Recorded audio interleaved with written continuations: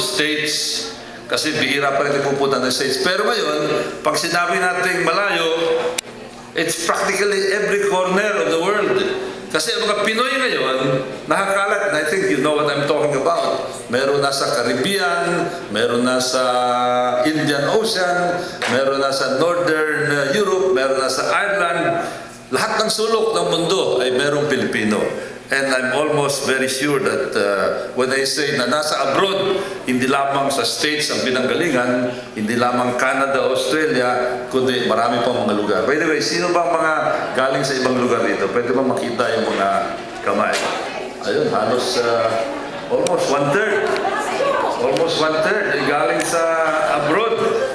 At sino may dalang foreigner na asawa?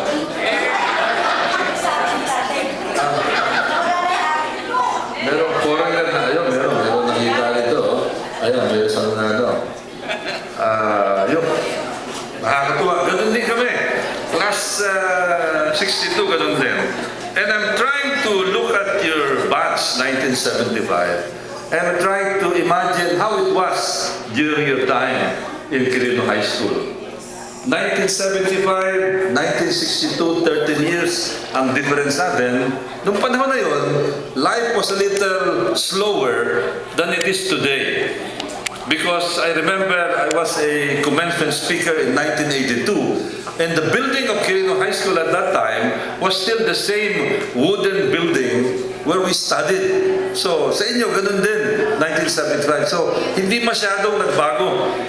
I don't know about you, but in my case, I can still visualize and imagine that old building. Pagpasok ng gate, sa may Tindalo gate ako pumapasok, papasok doon sa main, aakyat doon sa hagdan, na-imagine ko ngayon, aakyat doon sa isang kwarto na madalas na ginagamit for biology class. Andun pa yung mga bote na merong lamang mga, andun pa rin pa merong microscope doon, merong mga, ano tawag ba, yung nasa loob ng bote? Ha? Specimen, yung merong maliit na bata doon, andun pa rin. Ganun ba sa inyo noon? Ganun rin ba? Andun pa rin, no? So, I still remember sa library, sa yung opisina ng principal, sa opisina ng guidance counselor. Until now, I can still visualize it. Even though the building is not there anymore. And in fact, the first time I went to Quirino High School, nawala na yung building, parang biglang nadurog yung puso ko.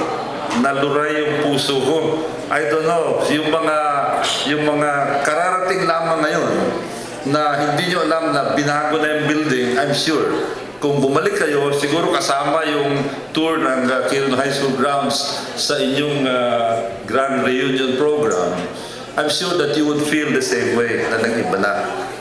Ako nga nung nakita ko na dinemolish na yung building, galit na galit ako sa kay Mayor Sunny Belmonte kasi alam ko siya nagpasira ng building na yan. But then of course, later I realized that that is the part of progress. That building is not anymore compatible to the mission of Quirino High School the way it is now. Iba na ang pangangailangan ng Quirino High School. And then it dawned on me that I also did the same thing in some schools in Parañaque. Yung mga lumang building, yung mga wooden buildings, pinasira ko din at pinalitan ko ng mga concrete buildings exactly like what happened in Quirino High School. So okay lang pala yung ganun. Kayo